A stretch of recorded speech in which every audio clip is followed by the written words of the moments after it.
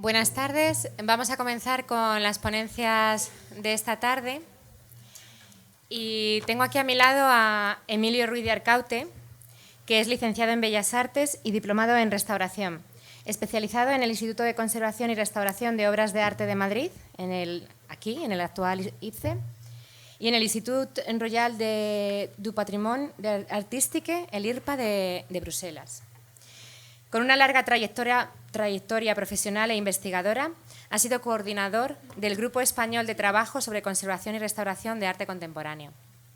Ha participado en proyectos europeos como Inside Installations, Preservation and Presentation of Installation Art, dentro del programa de la Comisión Europea Cultura 2000, o Escultura Policromada Religiosa de los siglos XVII y XVIII, Estudio comparativo de técnicas, alteraciones y conservación en Portugal, España y Bélgica, dentro del programa marco Rafael 2000.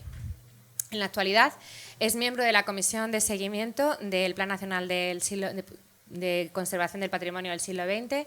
Ha estado en él desde sus inicios, desde la Comisión de Redacción del Plan. Y quiero agradecer de forma personal que Emilio ha hecho un verdadero esfuerzo por estar hoy aquí. Estuvo diciendo que si no podía venir, que enviaba a alguien en su nombre. Y yo le pedí que viniese, por favor, en persona, porque de él partió la idea de este proyecto. Cuando iniciamos la Comisión del Plan Nacional, él tenía muy claro que las entrevistas eran un recurso esencial. Como nos va a mostrar, fue uno de los pioneros en su uso en España. Y él sabía lo que había en arte, lo que había en diferentes instituciones, y creía que un proyecto que intentase unificar, intentase saber qué es lo que había en todos los centros, era algo muy, muy importante. Entonces, como padre de la criatura, le agradezco muchísimo que esté aquí y que comparta esta ponencia con nosotros. Muchas gracias, Emilio. Gracias. Buenas tardes. Espero que la gente aguante, porque creo que va a ser un poco pesado, pero intentaré no alargarme mucho, porque no es una materia demasiado atractiva. Vamos a hacer hoy un pequeño viaje en el tiempo. Es una cosa muy sencilla, a través de la evolución de las entrevistas a artistas dentro del mundo de la conservación. Veremos, en primer lugar, un resumen de una forma muy, muy somera, el marco en el que se originan, que es la evolución de la restauración de arte contemporáneo en el siglo XX. Vamos a ver los orígenes de la recogida de información de los artistas como fuente primaria y la generación de las primeras bases de datos y el desarrollo metodológico, tecnológico que se ha llevado a cabo en muy pocos años hasta llegar a su generalización, haciendo referencia especialmente a lo ocurrido en España y poniendo el acento en algunos hitos que me parecen especialmente relevantes y que no siempre se conocen. Todo ello desde una visión subjetiva, desde mi visión particular como actor y testigo de este desarrollo, y por eso pido que, ya disculpas de antemano porque puedo caer en ser un poco pesado y en hacer demasiadas referencias a mi actividad. Es inevitable, entonces, pido perdón. En cuanto al desarrollo de la restauración de arte contemporáneo, a mediados del siglo XX todavía se seguía trabajando con criterios clásicos, convencionales. Un Miró era igual que un Velázquez y se trataba de forma general con los mismos criterios y la misma metodología.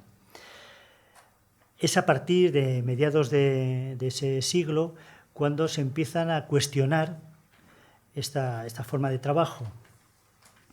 Y además también es un momento en el que surgen nuevos materiales y nuevas técnicas, tanto para ser utilizados, que son utilizados en la creación, pero también en la restauración. Es un momento con cambios en la profesión. Aquí voy a poner como ejemplo de cómo se trabajaba el Guernica de Picasso, que es un ejemplo muy característico.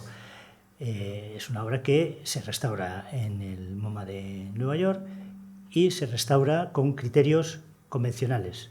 Se hace un rentelado con cera resina, como se hacía en Bélgica y en otros centros de referencia. Hoy en día se puede poner en tela de juicio, se puede ver si era o no conveniente este tipo de tratamiento, pero entonces era un tratamiento convencional y no, en fin, se hizo con todas las parabienes del momento. En los años 60 ya se empieza a tomar conciencia de la aparición de nuevos retos, fundamentalmente estéticos. Se empieza a trabajar sobre todo en el grupo de pintura del siglo XX dentro del Comité de Conservación de ICOM, sobre problemas de limpieza, sobre tratamientos de superficies mates y sobre las nuevas técnicas artísticas que empiezan a aparecer. Entonces, todo esto genera problemas nuevos y tienen que buscar nuevas soluciones.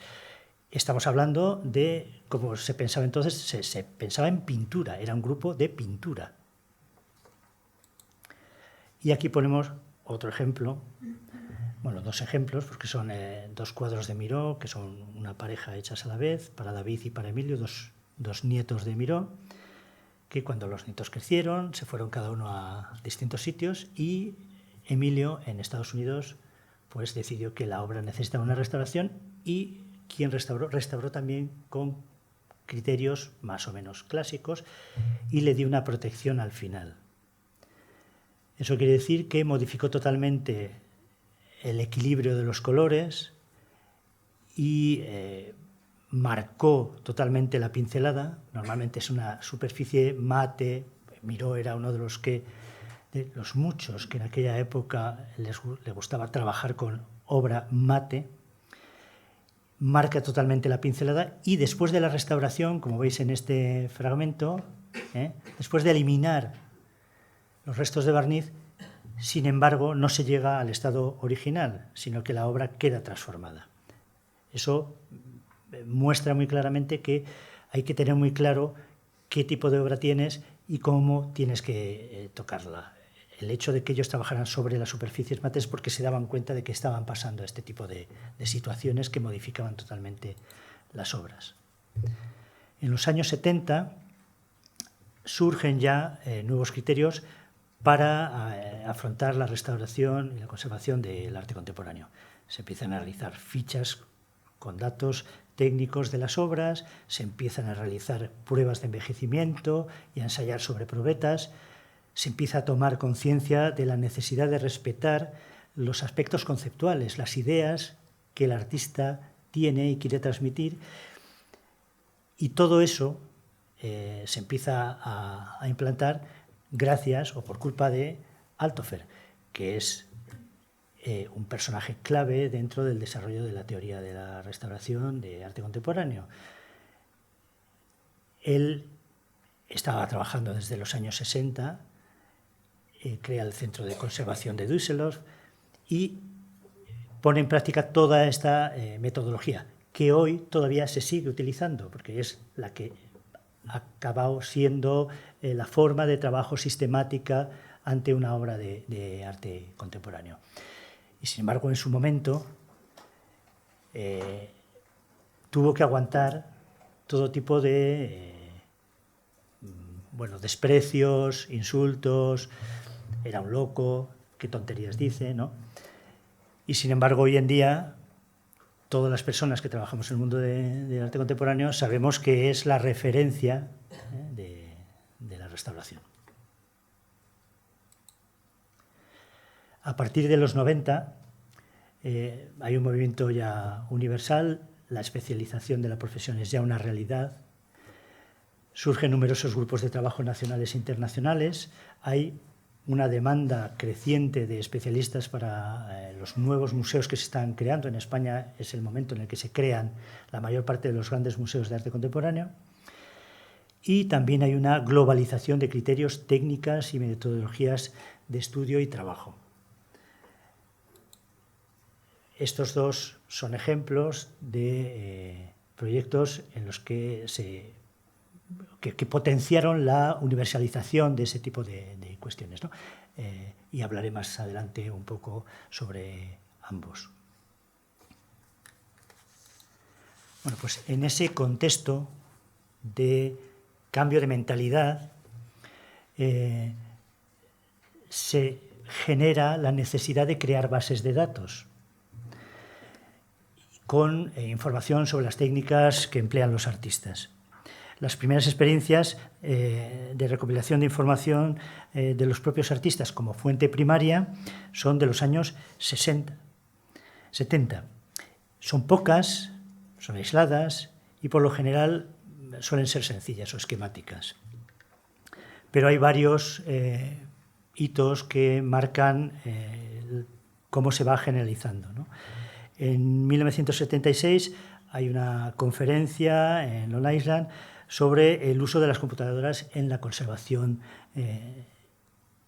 y en esa conferencia Rustin Levenson, restauradora en aquel momento que trabajaba en el Departamento de Conservación del MET, del Metropolitan Museum of Art de Nueva York, planteó la idea de almacenar en una red computarizada toda la información que ella recogía y actualizaba regularmente sobre técnicas de los artistas modernos.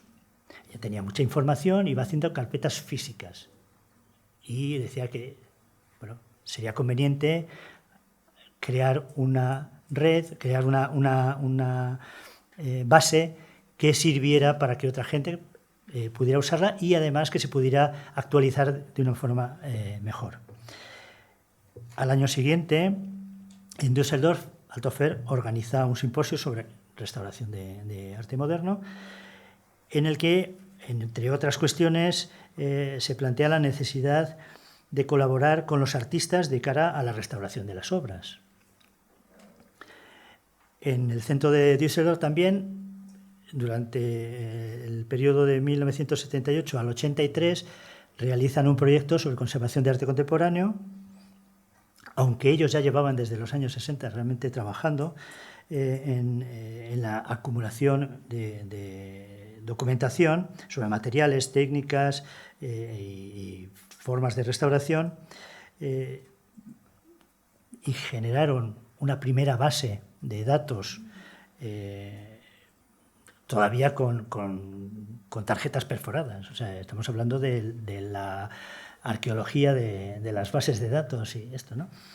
Este era un proyecto que estaba financiado por la Volkswagen y, quería también potenciar el registro mediante entrevistas y cuestionarios dirigidos a los artistas de la información sobre sus técnicas y criterios. En 1980, en Ottawa, se organiza un simposio internacional sobre la conservación de arte contemporáneo.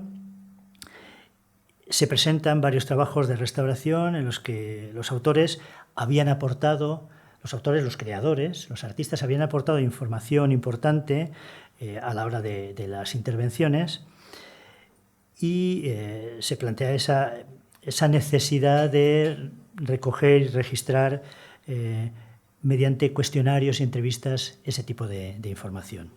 Al año siguiente, también en Ottawa, el Congreso del Comité de Conservación de ICOM se organiza allí en Ottawa y Karen Weiss y Joyce Hill Stoner en el grupo de pintura del siglo XX presentan una serie de registros de bases de datos de distintos centros que están trabajando en la recopilación de datos mediante entrevistas a artistas. Aquí vemos cómo se trabajaba en aquellos primeros años. Esto está sacado de un texto de Althoffer. Y estas son algunas de las instituciones que estaban trabajando entonces de una forma más o menos regular, recopilando información de los artistas. La National Gallery de Canadá, Barnaby Art Gallery de Canadá, el Centro de Restauración de Düsseldorf, bueno, una serie de centros. Hay una gran diferencia de unos cuestionarios y otros. Unos eran muy someros, con muy pocos datos, con justo referencias a la técnica, al medio, muy poco más, mientras que otros, como el de Düsseldorf, era realmente muy extenso, con muchísimas cuestiones, con muchísimas preguntas, muchos epígrafes. Este tipo de cuestionarios, en general, lo que pretendían era recopilar y registrar información técnica sobre las creaciones contemporáneas para ser utilizadas por los investigadores y especialistas en conservación, y registrarlas, a ser posible, digitalmente, con un registro informático. También ayudar a la decisión de compra al poder valorar previamente los inconvenientes inherentes en ciertos materiales. En algunos museos lo que pretendían era decidir previamente si la obra iba a traer muchos problemas o no. Entonces, sabiendo cómo estaba hecha, decidían si compraban o no. También servía para planificar las estrategias de conservación preventiva y así evitar los riesgos de las obras que componen las colecciones. En este caso, en algunas obras, lo que se planteaba es que si eran obras muy complicadas o si tenían unas partes efímeras, estoy pensando en obras que llevan fluorescentes, etcétera, tienen una vida limitada, pedían repuestos. Entonces, decían, bueno, si la obra va a llevar este tipo de elementos, se compra la obra y se compran repuestos. O sea, que se llegaba a ese acuerdo para que la obra durara más, ¿no? Y que hubiera una estrategia de mantenimiento. También se querían recoger los datos para planificar coherentemente la restauración de las obras deterioradas, y coherentemente por el conocimiento de los materiales y coherentemente por el conocimiento de los criterios de los artistas, ¿no? Por respetar sus intenciones.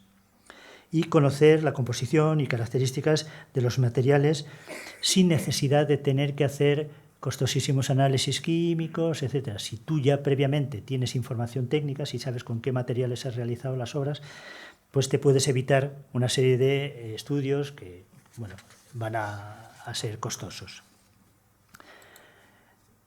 Fruto de ese tipo de trabajos, hay distintas publicaciones de aquel periodo. Algunos son artículos que se presentan en congresos o en la revista de conservación, en Studies in Conservation, pero algunos, como el de Gáncer Castillo, es un libro sobre restauración, sobre materiales y técnicas de los artistas modernos. Varios son publicaciones sobre entrevistas a artistas, y el último que pongo realmente es un trabajo fin de curso, no está publicado, pero es bastante interesante también, sobre la entrevista sobre los materiales y las técnicas pictóricas de cara a la conservación. Entonces, esto lo que está mostrando es que en muy poco tiempo se genera una necesidad, se genera una conciencia, y que una de las formas de afrontarlo es precisamente hablar con los artistas y intentar obtener la mayor información posible sobre su obra. Bueno, pues este es un ejemplo de las publicaciones. Bueno, aquí me veis. Poco tiempo después, esto es de principios de los años 80, yo estaba también trabajando en esas ideas, estaba relacionándome con los artistas, y poco después, al poco de ingresar en la Diputación, Dado que la colección del Museo de Bellas Artes de Vitoria, del que surge luego, de la colección de contemporáneos, surge el Museo Artium, tenía una de las colecciones de arte moderno y contemporáneo más interesantes a nivel nacional, y que a mí me interesaba el tema, evidentemente, empecé a realizar un cuestionario siguiendo los modelos anteriores, o sea, siguiendo los modelos de Altofer y de otros especialistas, haciendo un poco una versión intermedia, no tan extensa como la de Altofer, pero para muchos muy extensa. Y ese cuestionario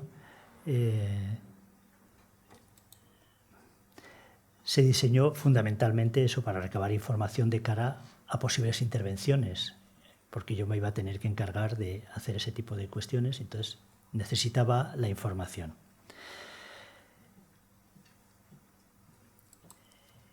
No sé si se verá muy bien porque la letra es muy pequeña. El cuestionario tiene varios apartados. El primer epígrafe son datos personales. Es algo muy sencillo. Simplemente hay una cuestión ahí que es la formación, además de la nacionalidad, el nombre, la formación. El preguntar si la formación es académica o no, hoy en día no es nada relevante, pero puede ser relevante en algunos casos porque puede indicar que tu modo de trabajar va a ser más o menos convencional o más o menos clásico.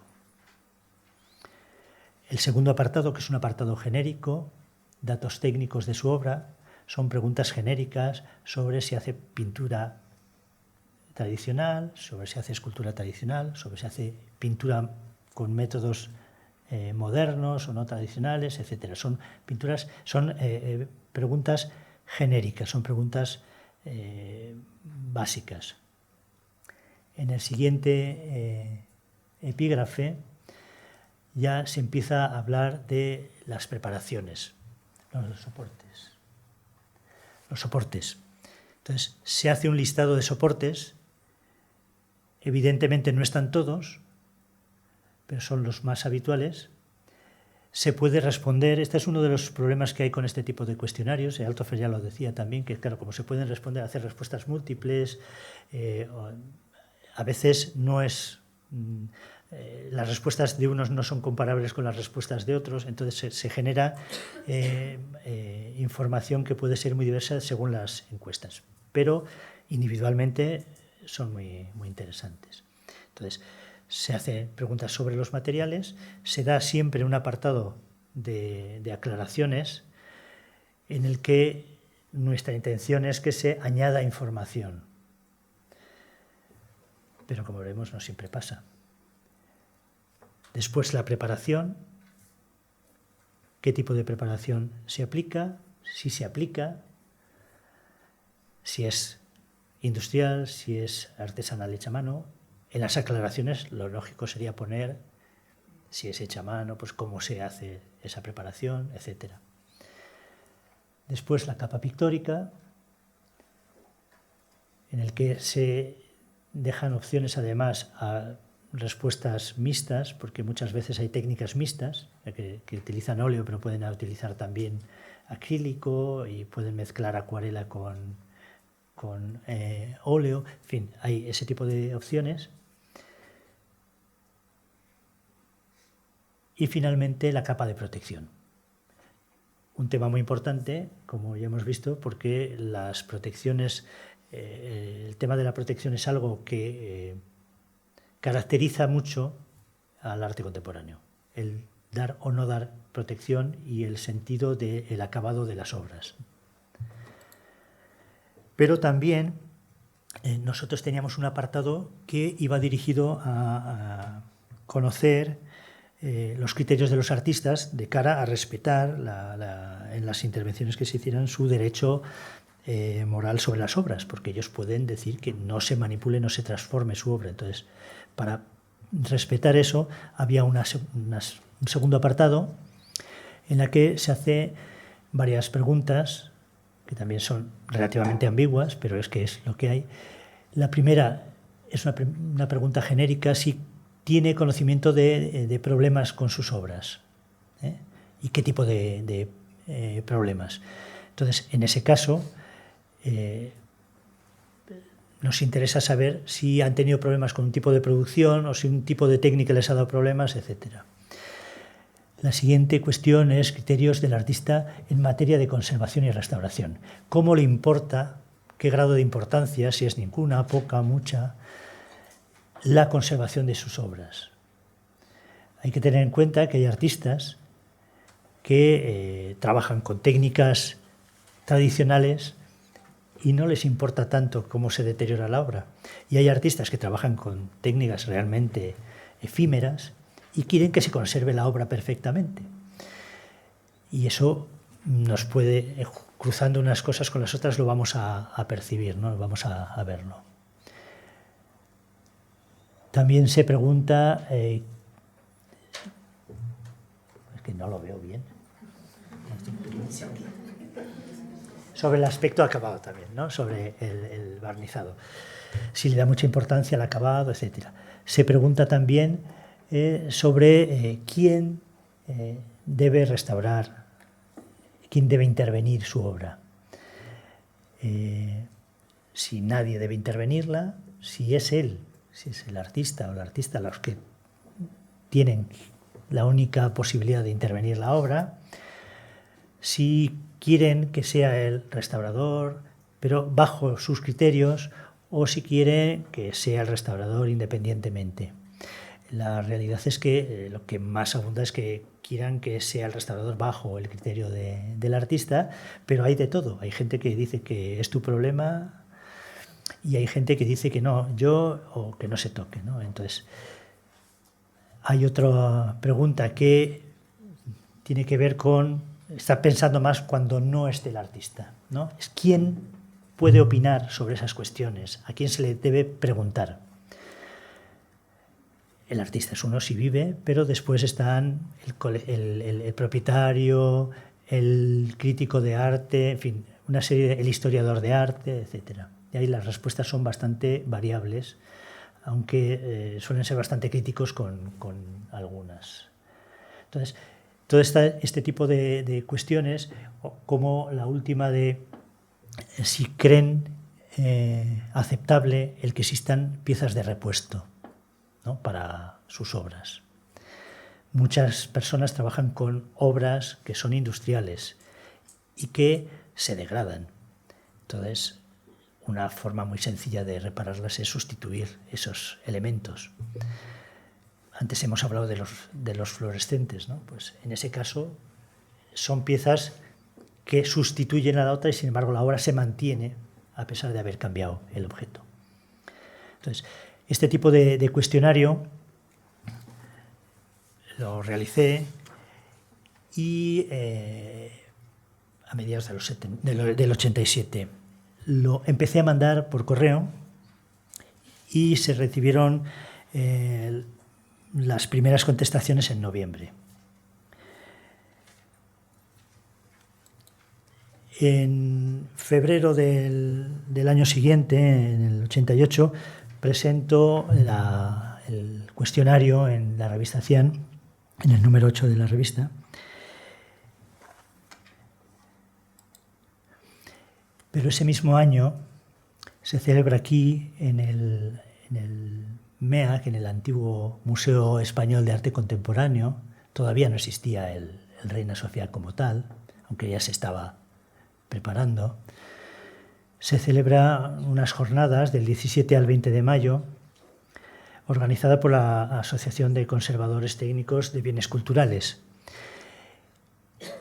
Y en esa reunión yo propuse tener una reunión, otra específica, para la creación de un grupo de trabajo sobre la conservación de arte contemporáneo, una idea que fue bien acogida por varias personas y que aceptaron el tener ese tipo el juntarse para crear un grupo. A raíz de esa ese primer contacto en Madrid, nos juntamos en Sarria para la creación del grupo. Nos juntamos en octubre de ese mismo año y ahí se tomaron varias decisiones. La creación del Grupo Español de Trabajo sobre Conservación y Restauración de Arte Contemporáneo, el GETCRAC, suena fatal, pero bueno, era simplemente, era una opción muy fácil, ¿no? Que tendría la sede en Vitoria, en el Servicio de Restauración de la Diputación. Yo quedé encargado de la coordinación y ahí estuve durante 8 años. Se iba a trabajar siguiendo un poco el modelo de los grupos de trabajo de ICOM, que se reúnen periódicamente, que tenían un programa de trabajo. O sea, se trabajaba sobre temas de investigación. Podía ser sobre terminología, podía ser sobre metodología, sobre criterios, y además se veían casos concretos. Uno de los primeros temas que se eligió fue precisamente la realización de una base de datos, siguiendo el modelo que yo ya había generado. Se aceptó ese modelo, se asumió como parte del grupo y se incorporó a los trabajos. Durante ese periodo de mi coordinación, aparte de la reunión de Barría, en la reunión fundacional, tuvimos otras 3 reuniones. La segunda se hizo aquí en el instituto, la tercera se volvió a hacer en Vitoria y la cuarta se hizo en Barcelona, en el Museo Miró, en la Fundación Miró. Una de las cuestiones que planteábamos es que, aunque la sede estuviera en Vitoria, las reuniones pudieran ser en distintos sitios. En la tercera reunión, celebrada en Vitoria, invitamos a Altofer y vino y presentó una comunicación que aparece publicada en las actas. Él había venido alguna vez a España, pero pues en algún congreso de ICOM y tal, muy pocas veces. Bueno, pues como he comentado, el cuestionario se había asumido en el grupo, y una de las cosas que se estuvo discutiendo en las primeras reuniones fue qué tipo de base de datos, ¿no? Hacíamos un poco lo que habían hecho en otros sitios, ¿no? Plantear el guardar esa información en bases de datos. Al final se optó por Gnosis, que ya está totalmente obsoleta, y los primeros trabajos, los primeros resultados sobre esos cuestionarios se presentaron en la reunión de Madrid, o sea, al poco tiempo, a los 2 años de estar trabajando con ella. En 1993 publicó un pequeño artículo sobre la base de datos del grupo en el número 3 del boletín del Instituto Andaluz de Patrimonio, que es las primeras versiones de lo que luego ha sido la revista PH del Instituto. Ese mismo año presento en Washington, en el Congreso de ICOM, Conservación, una comunicación sobre los puntos de vista de los artistas de cara a la restauración. En las actas solo se publicaron 3 comunicaciones. Estas se presentaron, porque hubo varias que se presentaron que no se publicaron, pero nosotros la publicamos en la 4ª jornada, está en versión castellana.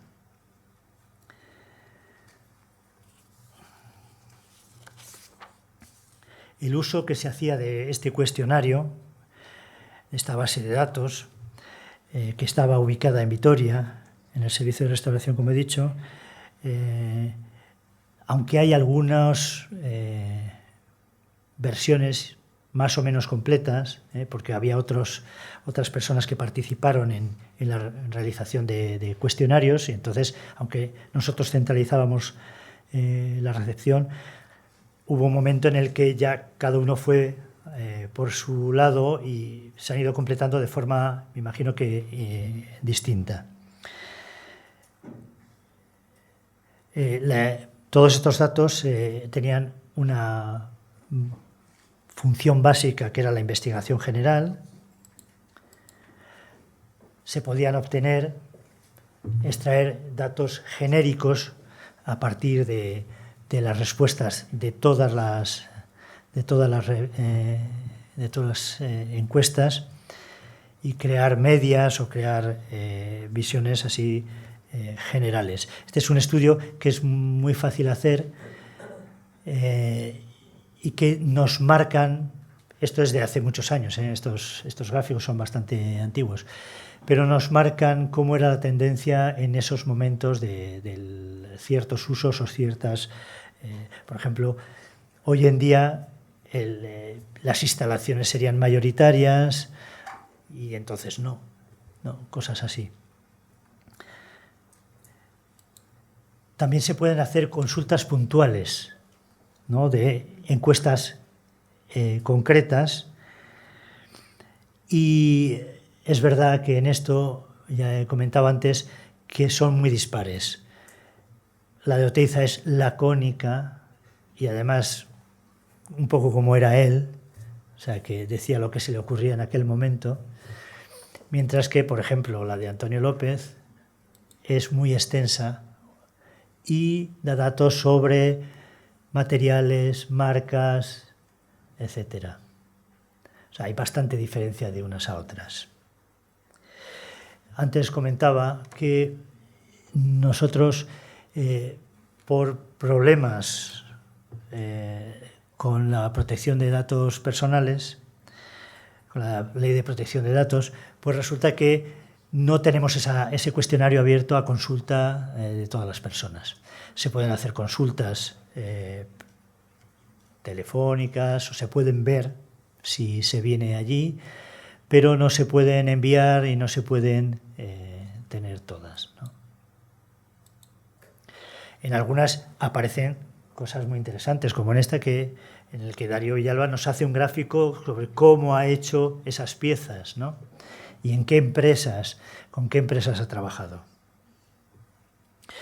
Últimamente, en todos los cuestionarios, y cuando hacemos grabaciones en vídeo y tal, sí que tenemos un formulario para el artista para que autorice su uso con las restricciones que él vea, y aceptamos esas condiciones, pero en principio que podamos prestarlas, que estén abiertas, dependiendo un poco de sus intenciones. Sí que hay algunos artistas que solo admiten el uso para la restauración de su obra y de una forma más cerrada, pero hay otros que sí que están abiertos a que puedan ser vistas por otras personas.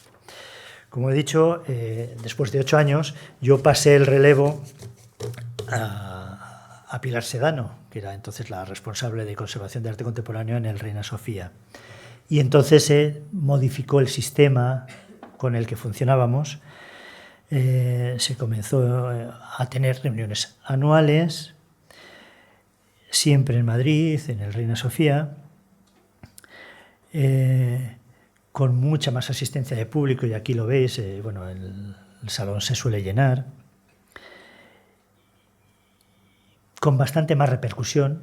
Nosotros, al trabajar, como he dicho antes, con el sistema más de ICOM, realmente de ICOM de aquellos tiempos, porque también ha cambiado eso, nos reuníamos 20 y tantos, 30 personas, o 15. Eso quiere decir que discutíamos, hablábamos y interrelacionábamos mucho más. Se iba a hablar, ¿no?, y a discutir sobre temas y a llegar a conclusiones y a pasar experiencias. Ahora es un modelo distinto, con mucha más repercusión mediática y con mucha más llega a muchas más personas. Pero en ese periodo, primero, perdón, ya se había ido formando un grupo de personas que luego muchas de ellas estaban como responsables o dentro de los organismos responsables en museos o en universidades o en centros de investigación. Ya he dicho antes que es el periodo en el que se crean el IBAM, el Reina Sofía, el MACBA y el Centro Andaluz un poco después. Y ya se había generado una dinámica de colaboración, de intercambio de experiencias entre los profesionales del sector. A partir de los 90, también aquí, nos vimos dentro de ese movimiento más global que he comentado antes, y en esa línea y siguiendo lo que se estaba haciendo en otros proyectos, pues nosotros nos vamos sumando a ese tipo de trabajos. Es muy interesante que estos dos proyectos que presento muy someramente, ambos están muy ligados a INCA, y uno de sus objetivos es precisamente crear una red, ¿no? Es crear una red internacional que trate todos estos problemas, interdisciplinaria y abierta. En el primer proyecto de conservación of Modern Art, que terminó, pues, se presentaron 10 casos de estudio y se terminó con un congreso, Modern Art Fugers, y como veis, a nosotros sí nos importaba, porque estábamos allí. Vamos, yo conozco a la gente, y mucha gente que hay aquí igual también conoce a todos. En el caso de Inside Installation, también estuvimos muchos de la gente que estábamos en los centros y en los museos más importantes. De hecho, en este caso participamos dentro del grupo que participó en España, coordinados por el Reina Sofía. También participó el MACBA, el Centro Andaluz de Arte Contemporáneo, el Guggenheim, nosotros el Museo Arteon, la colección de arte contemporáneo de la Fundación de la Caixa y el IBAM. Y ahí estamos en las jornadas, en las distintas reuniones que se celebraron, y en todos estos trabajos, en todos estos grupos, todos estos proyectos, parte del interés se centró en el estudio de la degradación de los materiales o en la conservación de las instalaciones desde distintos puntos de vista, pero siempre han puesto el acento en la conveniencia de recoger información, tanto sobre los materiales y técnicas empleados por los artistas, como de sus intenciones, opiniones y criterios a la hora de exponer y conservar su obra. Pero además, una de las cosas que acabo de comentar, se ha remarcado siempre la necesidad de que esta información sea compartida, sea accesible a través de redes, a través de Internet, etc. Para lo que, y también se trabajaba dentro de estos proyectos, era conveniente unificar criterios, herramientas, léxico, etc. La idea era que en una instalación que era de nuestra colección, si iba a Holanda, nosotros mandábamos un informe y en Holanda entendían perfectamente ese informe porque la terminología, los criterios, todos eran compartidos. Hoy existe en España mucha más gente que está trabajando, haciendo encuestas desde la universidad, desde proyectos particulares, desde tesis doctorales. Mucha gente está haciendo. El problema es que ya no está dentro de un grupo como era entonces, sino que es mucho más generalizado. Por ello, siguiendo todas estas cosas que he ido comentando, todas estas ideas, y con ese objetivo de mayor divulgación y accesibilidad propuse, como has comentado, en el grupo en el Plan Nacional de Conservación de Patrimonio Cultural del siglo XX, la realización de esta base de datos que recopilará todos los registros de entrevistas, los contactos, los métodos de consulta, etc. Bueno, voy regular de tiempo, pero bueno, voy a ir ya rápido.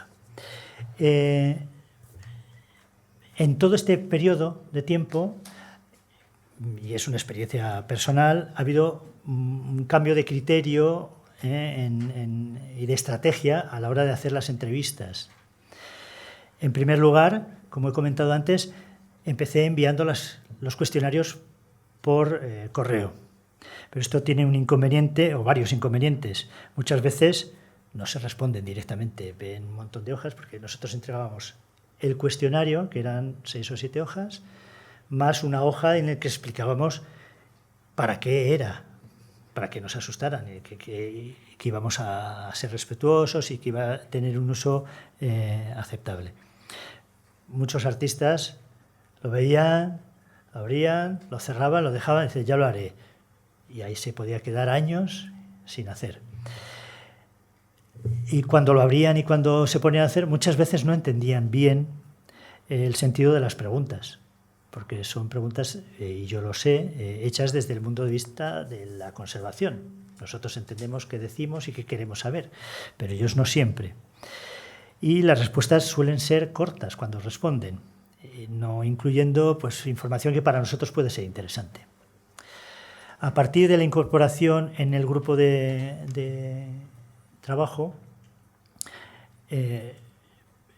empezamos a realizar las encuestas, las entrevistas de forma personal, presencial, con los artistas. En este momento, y además, ya participaban otra gente, no solo estábamos haciendo nosotros, aunque yo he hecho muchas, sino que participaba gente pues, del Reina, participaba gente del Museo de Bellas Artes de Bilbao, de la universidad, participaba mucha más gente que iba haciendo una, dos, iban haciendo entrevistas. Entonces, y siempre con los artistas. Eso tiene varias ventajas. Se puede explicar al artista la intención de las preguntas o el significado de algunos términos que no se entienden siempre.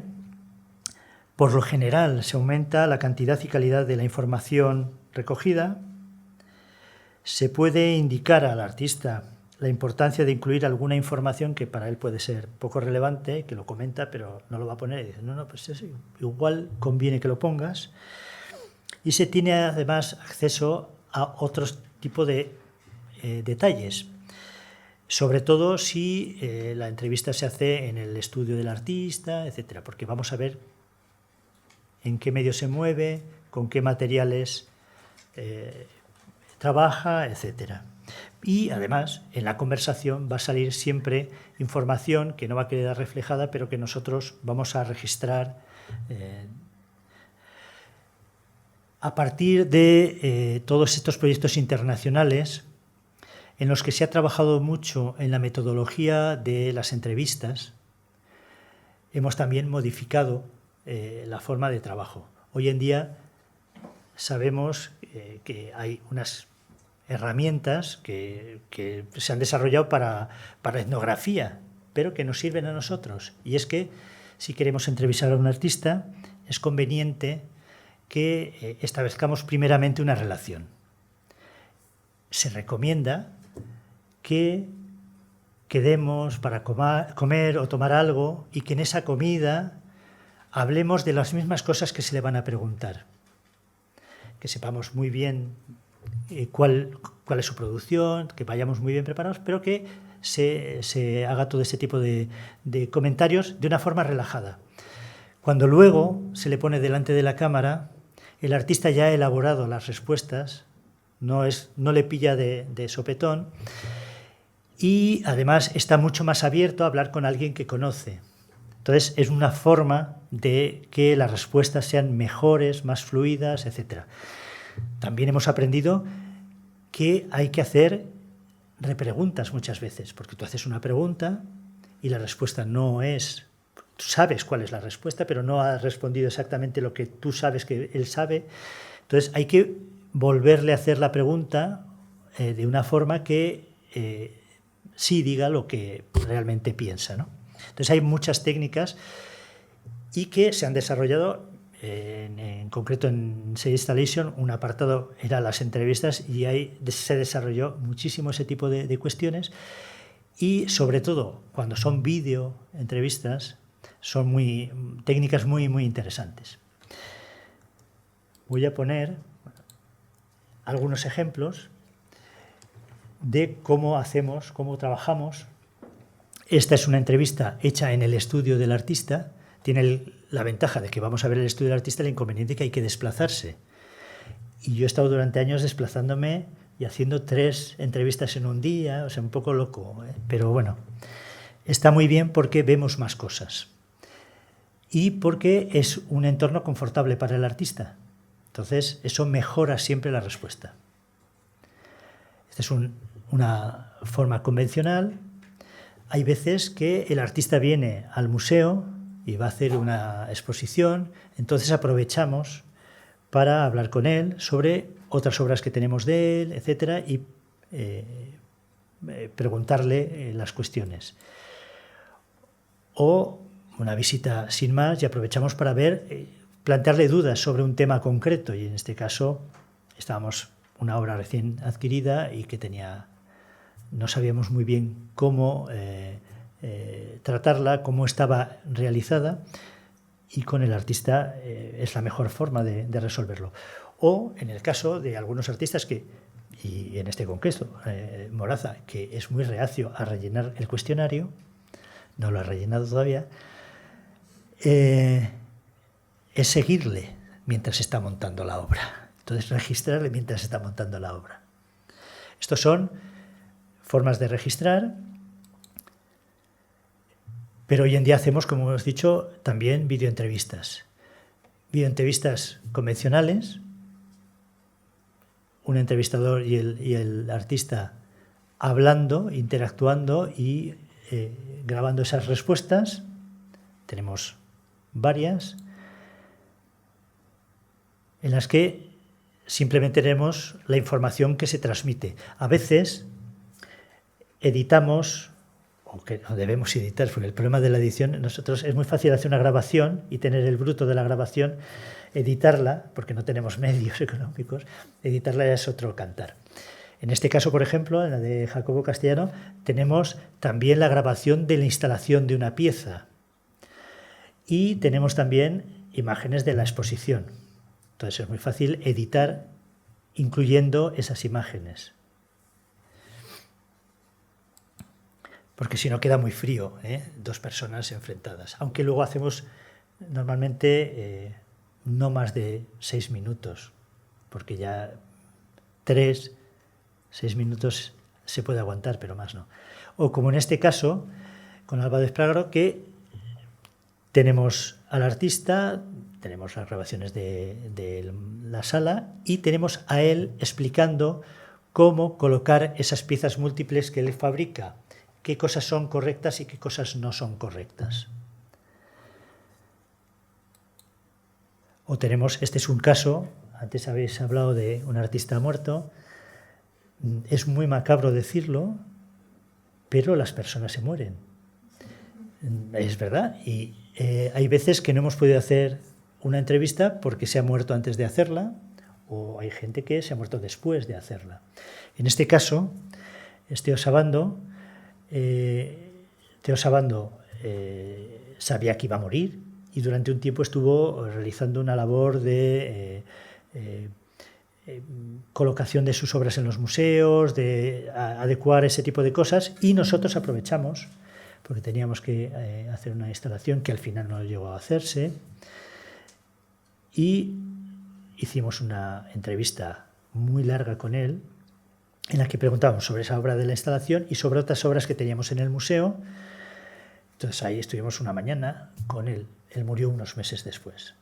Entonces una documentación fundamental, porque él decía lo que quería para sus obras sabiendo que no iba a estar. O sea, que estaba diciendo realmente lo que quería para sus obras. o aprovechamos que el artista está trabajando y realizamos la entrevista y registramos el trabajo.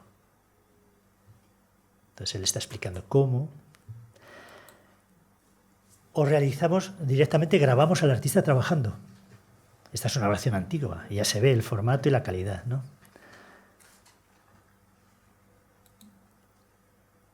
O otra instalación, esta es una obra que era de los años 70, pero que no llegó a terminarse bien y se ingresó en el museo y terminaron la obra en el museo. Grabamos la realización y el montaje de la obra. Entonces está todo el proceso documentado. O, como en este caso, cómo instala la obra. Cómo Javier Arce coge estas obras que tiene con papel arrugado, las arruga, le da patadas, pasa por debajo, lo estira y lo coloca, ¿no? Cómo va haciendo ese. Entonces, tenemos el registro de esa montaña. Esta es una pieza que tiene, es de dimensiones variables, tiene múltiples sistemas. Puede ir hecho una bola o puede estar extendido. Y extendido con distintos grados de extensión y de doblado. O sea, pero eso lo sabemos, claro, está registrado. O tenemos al artista restaurando la obra. En este caso, Javier Pérez restaurando una obra muy sutil, La nube de Venus, que es una obra hecha, una red hecha con crin de caballo y que tenía piezas rotas. Entonces, él vino, hizo la intervención y después, nosotros grabamos la intervención y después nos dejó crin de caballo. A partir de ahora somos nosotros los que vamos a hacer, ya sabemos cómo lo ha hecho porque él nos lo ha hecho y lo tenemos registrado. Y además nos ha dado material para hacerlo. Entonces, no es que él, en este caso, diga que solo lo puede hacer él, sino que dice, no, ya lo podéis hacer, ¿no?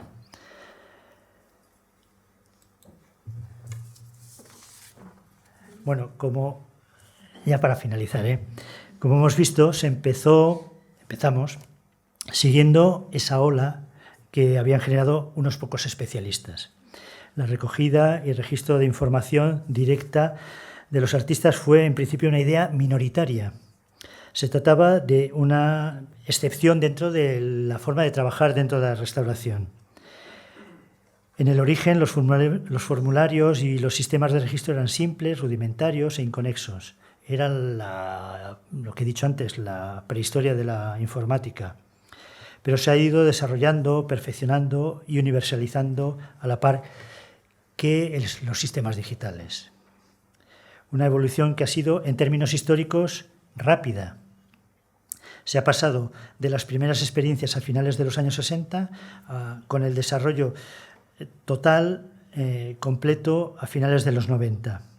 De las primeras bases de datos registradas en ordenadores con tarjetas perforadas a consultas en la nube, a los sistemas de Internet. En cierto modo, yo creo que la digitalización ha ido imponiendo sus reglas en este mundo. En cualquier caso, todo ha sucedido en un periodo de tiempo muy corto. Lo que pasa es que si nos miramos al espejo, si me miro yo al espejo, soy consciente de que esta historia, que como he dicho, he vivido en primera persona, ha supuesto, profesionalmente al menos, toda una vida y queda bastante claro, ¿no? Muchas gracias.